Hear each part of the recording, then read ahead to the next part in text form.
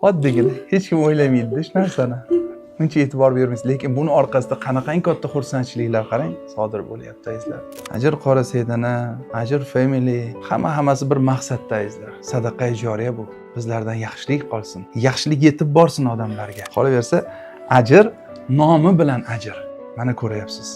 Har bittasini ichayotganingizda, sotib olayotganingizda, uydagilarga tavsiya qilib ichirayotganingizda bilingki, buni orqasida ko'p xursandchiliklar sodir bo'ladi. Siz ulug' ishga hissa qo'shyapsiz va o'zingizni hissangizni hech ham kam sanamang. Chunki uni siz ixlos bilan buyuk niyatda qilyapsiz.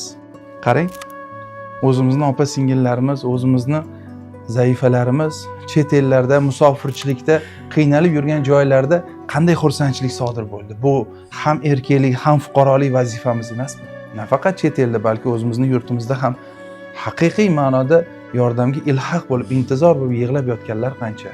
Shularga darmon bo'laylik, shularni koriga yaraylik. Bizlardan qoladigani shu, aziz vatandoshim. Xarid qiling.